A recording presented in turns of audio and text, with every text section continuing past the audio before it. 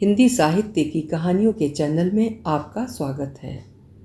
आज आप सुनेंगे समकालीन हिंदी लेखिका सुधा आदेश जी की लिखी हुई कहानी बोझ नहीं रिश्ते दिल के। सुधा आदेश जी एक प्रसिद्ध हिंदी लेखिका हैं, जिनकी कहानियों में महिलाओं के विभिन्न पहलुओं और उनके अंतर्द्वंद्वों को प्रभावशाली ढंग से दर्शाया गया है। उनकी कहानियों में महिलाएं माँ, बेटी, पत्नी आदि भूमिकाओं में नजर आती हैं और उनके व्यक्तिगत और सामाजिक जीवन के संघर्षों को उजागर किया जाता है। प्रस्तुत है कहानी बोझ नहीं रिश्ते दिल के। मौसी, मम्मा को सीवियर अटैक आया है। अर्ध चेतनावस्था में भी वे आपको ही याद कर रही हैं। प्लीज़ मौसी, आप शीघ्र से शीघ्र आ जाइए। फोन पर विपुल का चिंतित स्वर सुनकर अनुजा स्तब्ध रह गई। बस इतना ही कह पाई, बेटा दीदी का ख्याल रखना, उन्हें कुछ भी नहीं होना चाहिए, मैं अति शीघ्र पहुंचती हूँ। समझ में नहीं आ रहा था कि कैसे क्या से क्या हो गया। कुछ दिनों से उसे लग रहा था कि सविता दीदी का स्वास्थ्य ठीक नहीं चल रहा है। फ़ोन पर बातें करते हुए वे थकी थकी लगती थीं। उसने उनसे कई बार कहा भी कि आप अपना चेकअप करवा लीजिए, पर वे उसकी बात को नज़रअंदाज कर हमेशा यही कहती, मुझे क्या होगा अनु, बस ऐसे ही थकान के कारण तबीयत ढीली हो गई है। वो भी ये सोचकर चुप हो जाती थी कि आज से पहले तो सर्दी जुकाम के अतिरिक्त उनको स्वास्थ्य संबंधी कोई समस्या रही नहीं है, तो सब कुछ सामान्य ही होगा। पर अभी अचानक सीवियर अटैक। सविता उसकी दीदी ही नहीं, अपने कर्म और स्वभाव के कारण जगत दीदी बन गई थी। उसकी तो वे बड़ी बहन जैसी थी। सच तो ये है कि उसने उन्हीं के सानिध्य में जीवन का गहरा सीखा था। दीदी ने जीवन में अनेक कठिनाइयों का सामना किया, कभी हार नहीं मानी। अपनों के व्यवहार से घायल हुए दिल ने अपनी एक अलग मंजिल तलाश ली थी और उस पर अडिगता से चली ही नहीं, दूसरों को भी अपने प्रति सोच बदलने के लिए मजबूर किया। वे न स्वयं रोईं और न ही किसी को रोने दिया। उनकी जिंदा दिली में उनके अतीत के अनेक क्रूर पल समाहित हो गए थे। उसे याद आया वो पल जब विपुल का विवाह तय हुआ तो वे खुशी से फूली नहीं समाई थीं। सूचना देते हुए बोली थी, अनु तुझे हफ्ते भर पहले आना होगा, तेरे बिना ये शुभ काम कैसे होगा। वैसे जो जो बातें मेरे दिमाग में आती जा रही हैं मैं एक डायरी में नोट करती जा रही हूँ, जिससे ऐन मौके पर कभी कोई कमी न रह जाए। कुछ शॉपिंग भी कर ली है, अगर कोई कमी रह भी गई तो तू है ना, मेरी बहन, मेरी दोस्त, हम दोनों मिलकर सब मैनेज कर लेंगे। आखिर बहू के रूप में बेटी लेकर आ रही हूँ। जी दीदी, मैं आ जाऊँगी। अनु, कहीं मैं तुझसे ज़्यादा तो नहीं एक्सपेक्ट करने लगी हूँ। अगर तेरे पास समय नहीं है या कोई परेशानी हो तो प्लीज़ मना कर देना। मैं नहीं चाहती कि हम हमारे रिश्ते को बोझ समझ कर निभाएं, सविता दीदी ने अचानक कहा था। दीदी, आप ऐसा सोच भी कैसे सकती हैं? विपुल मेरा भांजा है, उसे मैंने अपनी गोद में खिलाया है। उनके शब्दों पर आश्चर्यचकित अनुजा ने स्वयं को संभालते स्नेह भरे स्वर में उनके दिल पर रखे बोझ को हल्का करते हुए कहा था। पता नहीं क्यों अनु, घबराहट होने लगती है आजकल। बस विपुल का विवाह ठीक से निपट जाए तो चैन की सांस लूं। कहते हुए उनका स्वर अवरुद्ध हो गया था। आप चिंता मत कीजिए दीदी, सब ठीक से हो जाएगा। अगले महीने ही विपुल का विवाह है। कुछ दिनों बाद वो जाने वाली थी कि अचानक ये खबर आ गई। फ्लाइट से जाने के बावजूद उसे और दीपेश को बेंगलुरु से इलाहाबाद पहुंचने में 8 घंटे लग ही गए। दीपेश डॉक्टर से बात करने चले गए थे।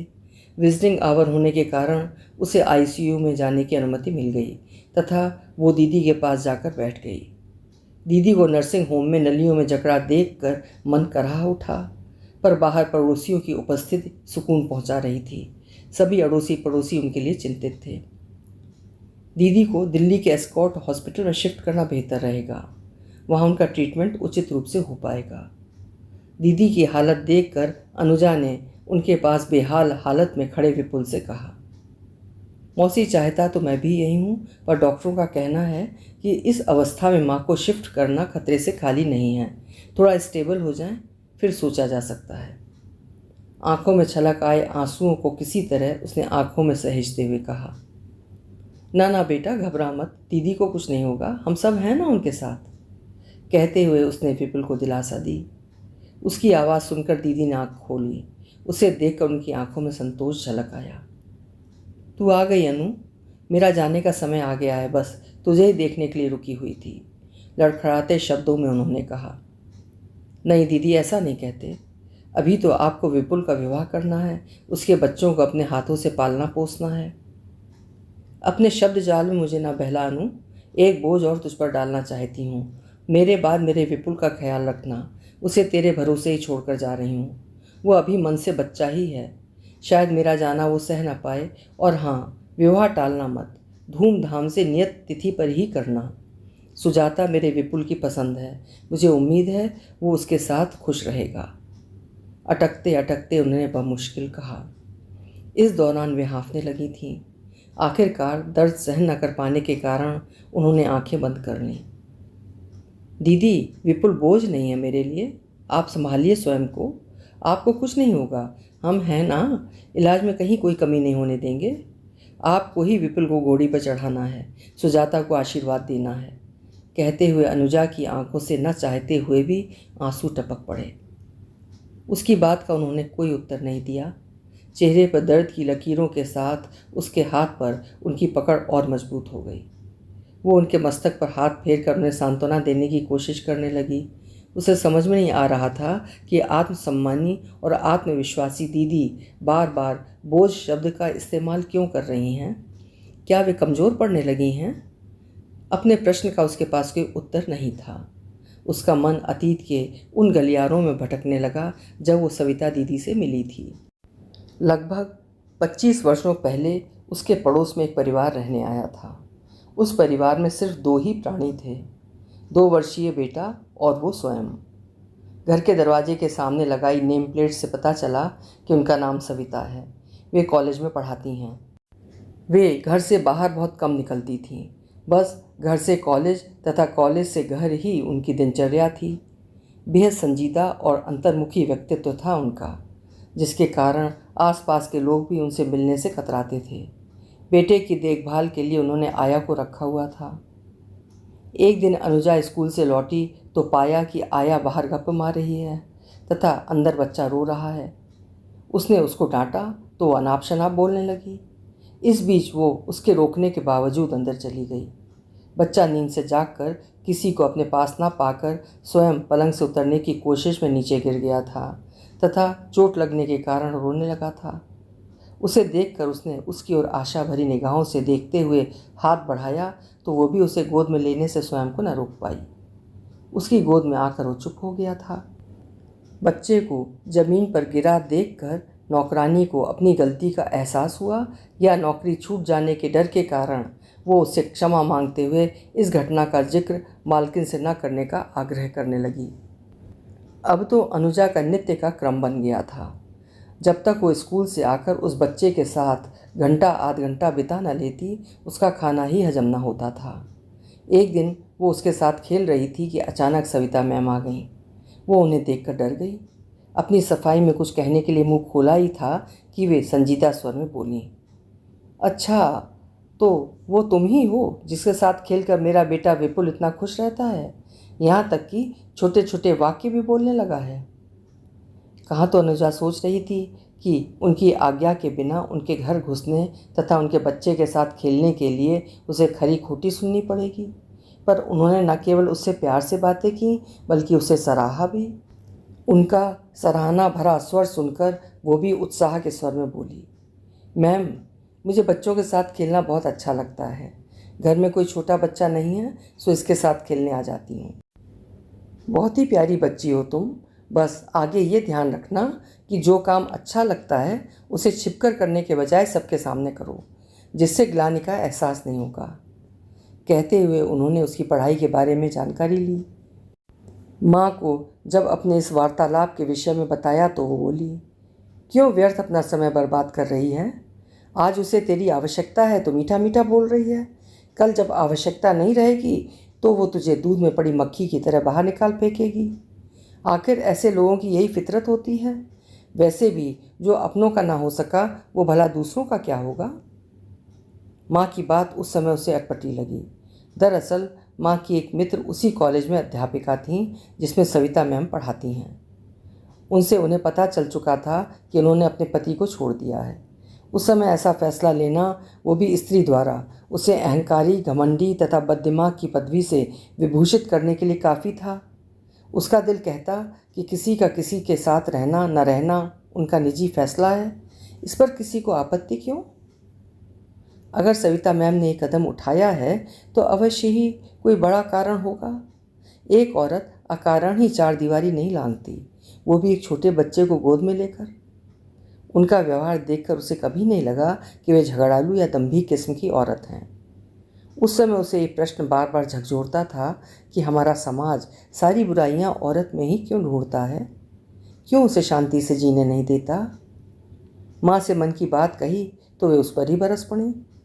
दो बित्ते की छोकरी है और बातें बड़ी बड़ी करती है। अरे, घर की सुख शांति बरकरार रखने के लिए औरत को ही त्याग करना पड़ता है, नहीं तो चल चुकी घर की गाड़ी। और हाँ, उस घर में ज़्यादा मत जाया कर, कहीं उसके कुलक्षण तुझमें भी ना आ जाएं। माँ आम घरेलू औरत की तरह थीं, जिनका दायरा अपने पति और बच्चों तक ही सीमित था। औरत घर की चार दीवारी में शोभित ही अच्छी लगती है, ऐसा दादी का मानना था। दादी के विचारों, कठोर अनुशासन ने सामाजिक समारोह के अतिरिक्त उन्हें घर से बाहर निकलने ही नहीं दिया। दादी के न रहने के पश्चात भी उनके द्वारा थोपे विचार, अंधविश्वास माँ के मन में ऐसे रच बस गए कि वह उनसे मुक्ति न पा सकी। आज उसे लगता है कि व्यक्ति की सोच का दायरा तभी बढ़ता है जब वो दुनिया जहान घूमता है, विभिन्न समुदायों तथा संप्रदायों के लोगों से मिलता है, तभी उसके स्वभाव और व्यक्तित्व में लचीलापन आ पाता है। तभी वो समझ पाता है कि व्यक्ति के आचार विचार में परिवर्तन समय की देन है। जो समय के साथ नहीं चल पाता या समय को अपने अनुकूल बनाने की सामर्थ्य नहीं रखता, वो एक दिन तिनका तिनका टूटकर बिखरता जाता है। वो इंसान ही क्या जो अपने आत्मसम्मान की रक्षा न कर पाए तथा परिस्थितियों के आगे घुटने टेक दे। सविता मैम उसे सदा परिष्कृत रुचि की लगी, सो माँ के मना करने के बावजूद कभी छिपकर तो कभी उनकी जानकारी में वो उनके घर जाती रही।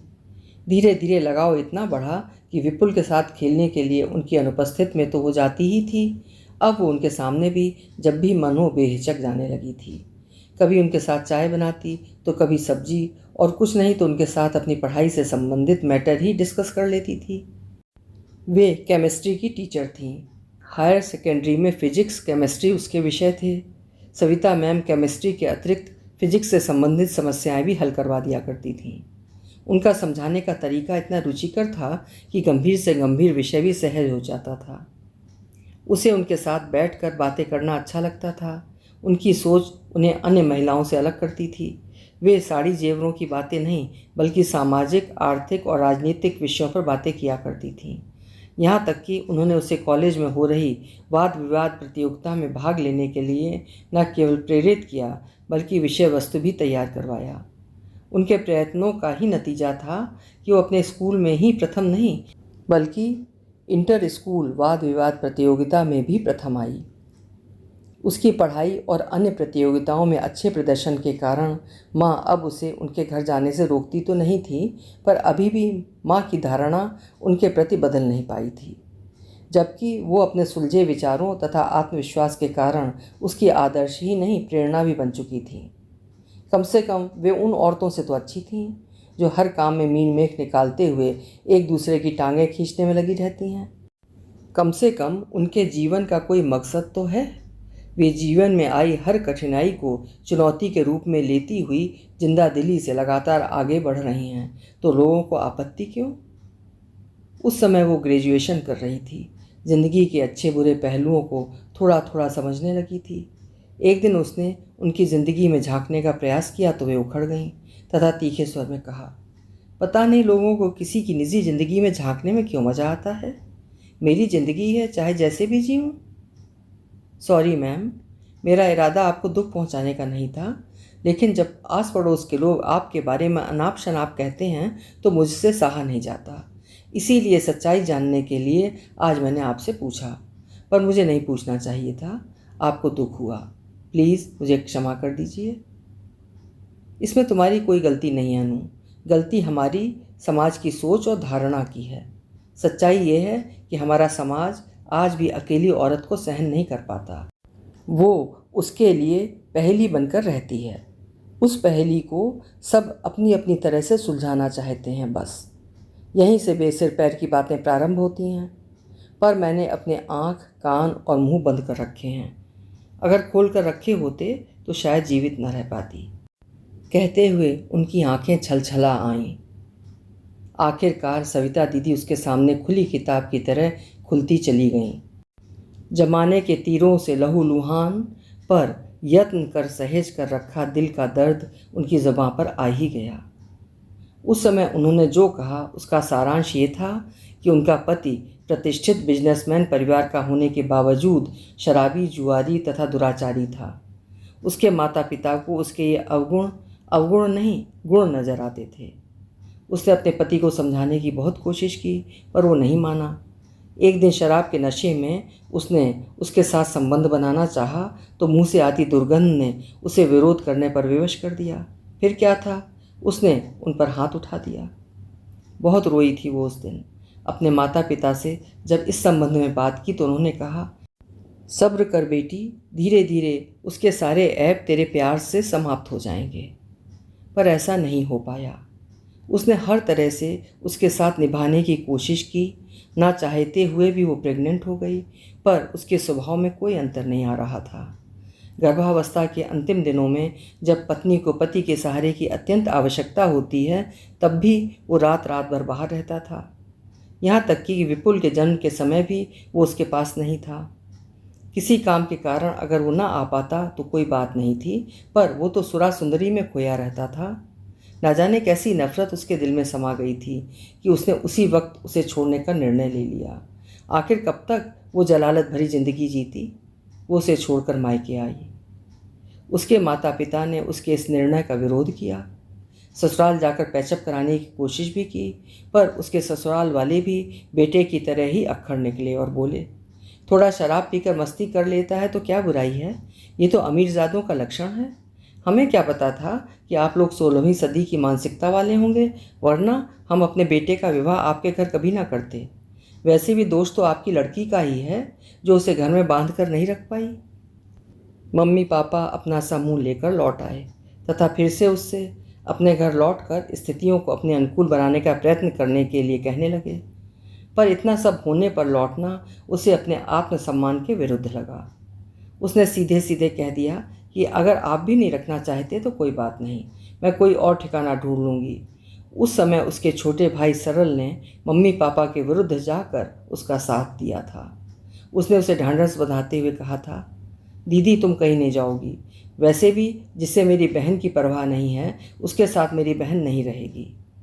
यह कहकर सरल ने अपना फैसला सुना दिया।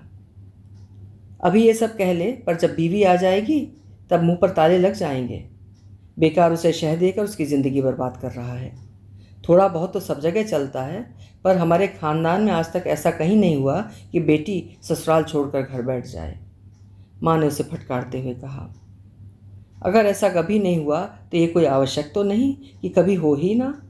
हर काल में परिस्थितियाँ भिन्न भिन्न होती हैं, उसी के अनुसार इंसान को निर्णय लेना पड़ता है।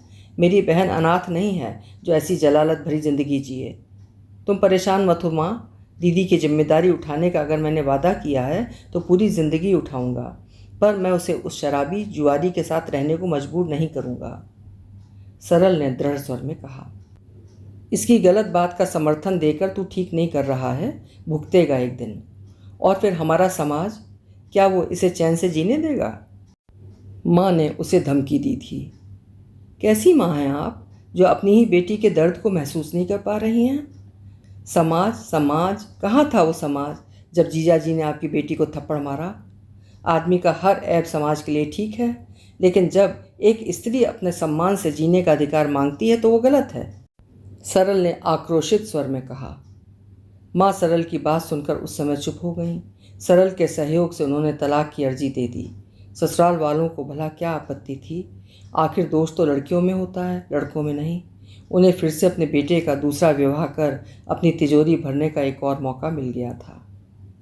माँ के तथा सगे संबंधियों के व्यवहार ने सविता मैम को मायके में भी चैन से नहीं रहने दिया। सो विपुल के थोड़ा बड़ा होते ही उन्होंने नौकरी के लिए अप्लाई करना प्रारंभ कर दिया। नौकरी मिलते ही वे विपुल को लेकर यहाँ आ गईं। अगर वहाँ रहती तो शायद शांति से जी ना पाती। वही लोग, वही बातें। उनकी चिंता से अधिक उनकी लाचारी, बेबसी लोगों को परेशान करती। वे उस माहौल में उन लोगों के साथ रहकर बेबस और लाचार नहीं कहलाना चाहती थी। औरों की तो छोड़िए, उनकी अपनी माँ उनकी स्थिति के लिए जब तब आंसू बहाकर कभी उन्हें दोषी ठहराती तो कभी जमाने को कोसती। कभी तो यहाँ तक भी कह देती कि लड़कियों को ज़्यादा पढ़ाना अपने पैरों पर कुल्हाड़ी मारना है। पति से तलाक लेने के बाद सविता मैम के भाई ने फिर से विवाह करने के लिए उन्हें समझाने की बेहद कोशिश की। यह भी कहा कि कोई आवश्यक नहीं कि एक जगह नहीं बन पाई तो दूसरी जगह भी न बने। यहाँ तक कि उनके भविष्य के लिए उसने विपुल को अपने पास रखने की भी पेशकश कर डाली। पर वे इतनी स्वार्थी कैसे हो सकती थी कि अपने सुख के लिए अपने ही कोखजाए से मुंह मोड़ लेती, या भाई पर सदा के लिए अपने बेटे का बोझ डाल देती। माना भाई को वो बोझ नहीं लगता, लेकिन दूसरे घर से आई लड़की को कैसे मुंह दिखाती? क्या वो उसके विपुल को स्वीकार कर पाती? वैसे भी एक विवाह करके तो वो देख ही चुकी थी। पति रूपी पुरुष जात से ना जाने क्यों से नफरत हो गई थी, सो मना कर दिया। पिछले कुछ दिनों की घटनाओं ने उनकी इस धारणा को पुख्ता कर दिया था कि आज की नारी में इतना दमखम है कि अगर वो चाहे तो अपना संसार स्वयं सजा संवार सकती है।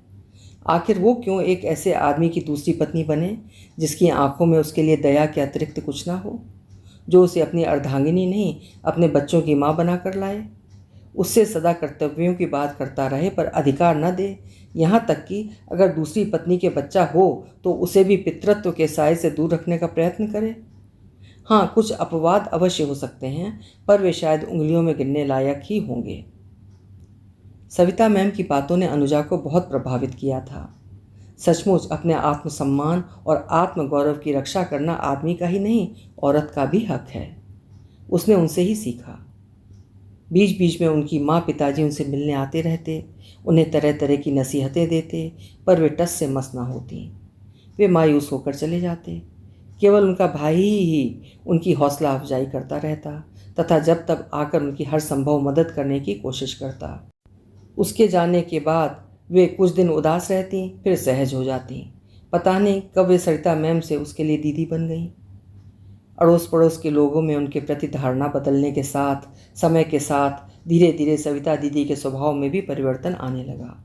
सदा धीर गंभीर रहने वाली दीदी अब हंसने भी लगी थी। कोई घर बुलाता तो चली भी जाती। अनुजा के भाई अभिनव के आईआईटी के सिलेक्शन के उपलक्ष्य में माँ ने छोटी सी पार्टी दी। उस पार्टी को जानदार और खुशनुमा बनाने के लिए उसने पासिंग द पार्सल गेम रखा था। गेम सबको खेलना था, अपनी चिट के अनुसार सबको गाना सुनाना था। सविता दीदी की गाने की चिट निकली। उनका गाना लोगों को इतना पसंद आया कि गेम के बाद उनसे गाने की फरमाइश की जाने लगी। उन्होंने भी फरमाइश करने वालों का दिल रखा। इसके बाद कोई भी पार्टी उनके गाने के बिना पूरी ही नहीं होती थी। अंधकार के बाद सुबह होती है, वे इसका ज्वलंत उदाहरण थी। धीरे धीरे मम्मा के विचार भी उनके प्रति बदलने लगे। अब तीज त्योहारों पर उन्हें अपने घर ये कहकर बुलाने लगी कि अकेले रहकर क्या त्यौहार मनाओगी, यहीं आ जाया करो, हम सबको अच्छा लगेगा। परिवर्तन की इस बयार ने उनमें एक अनोखी ऊर्जा का संचार कर दिया था। अब वे सबके साथ सहज हो चली थीं। पहले उनसे कतराने वाले सभी लोग अब उनकी बुराई नहीं प्रशंसा करते थे। यहाँ तक कि अब वे अपने बच्चों से संबंधित समस्याओं पर भी उनकी राय लेने लगे और वे उनकी उम्मीदों पर खरी उतर रही थीं। अड़ोस पड़ोस के बच्चे भी उनका मार्गदर्शन प्राप्त कर अपनी अपनी मंजिलों की ओर बढ़ रहे थे। अब वे केवल उसकी ही नहीं, सबकी दीदी बन गई थीं, जगत दीदी। एक दिन वो भी आया जब उसका विवाह हो गया, पर उसके उनके साथ संबंध सदा बने रहे। मायके आती तो अधिक से अधिक समय उनके साथ व्यतीत करने की कोशिश करती। विपुल उसे मौसी कहकर बुलाता था। उसको देखकर वो इतना खुश होता कि जब तक वो रहती उससे ही चिपका रहता। अपने स्कूल की एक एक बात उसे बताता। वो उसके लिए ढेर सारे खिलौने लेकर आती तथा उसे भी दीदी की तरफ से उपहार मिलते। सबसे ज़्यादा खुशी तो इस बात की थी कि दीपेश ने भी उसके इस रिश्ते का मान रखा। कभी कभी उसे लगता कि वे उसकी बड़ी बहन जैसी ही नहीं, उसकी सबसे अच्छी मित्र हैं, जिनके पास उसकी हर समस्या का हल रहता है, तथा वो भी अपने दिल की हर बात उनके साथ शेयर कर मन में चलते द्वंद्व या कशमकश से मुक्ति प्राप्त कर लेती हैं। एक दिन पता चला कि दीदी के माता पिता तथा भाई सरल अपने किसी रिश्तेदार की बेटी के विवाह में अपनी कार से जा रहे थे कि अचानक गाड़ी का संतुलन बिगड़ गया तथा तीनों ही पंचतत्व में विलीन हो गए। समाचार सुनकर अनुजा उनके पास गई। उसे आया देखकर दीदी बिलख कर रोते हुए बोली, अनु, सब समाप्त हो गया, इस भरी दुनिया में मैं अकेली रह गई। उस समय उसके साथ आई उसकी माँ ने उनको गले लगाकर दिलासा देते हुए कहा, बेटा तू अकेली कहाँ है, हम सब हैं ना तेरे साथ, आज से तू भी मेरी बेटी है। हमारे रहते कभी स्वयं को अकेला मत समझना। और सच, जब तक माँ पापा रहे कभी उन्हें अकेलेपन का एहसास नहीं होने दिया। यहाँ तक कि भाई अभिनव और भाभी पूजा ने भी उन्हें बहन जैसा सम्मान दिया। वो जब भी अमेरिका से इंडिया आता तो जैसे उपहार उसके लिए लाता वैसे ही उनके लिए भी लाता। विपुल के विवाह में भी वो आने वाला है भात की रस्में निभाने। अचानक अनुजा को अपना हाथ हल्का लगा तो देखा तो पाया कि उसके हाथ को पकड़ा उनका हाथ नीचे लटक गया है। उसने घबरा कर नब्ज टटोली। कुछ न पाकर डॉक्टर को आवाज़ लगाती बाहर दौड़ी। उसकी बदहवास दशा देखकर विपुल घबरा गया। दीपेश, जो डॉक्टर से कंसल्ट करके लौटे ही थे, उसकी चीख सुनकर हतप्रभ रह गए। डॉक्टर ने आते ही उन्हें मृत घोषित कर दिया। उसके जीवन की सूत्रधार, जिसके साये में उसने रहना, चलना, सोचना और समझाना सीखा, वो अपना नश्वर कलेवर छोड़कर इस दुनिया से विदा ले चुका था।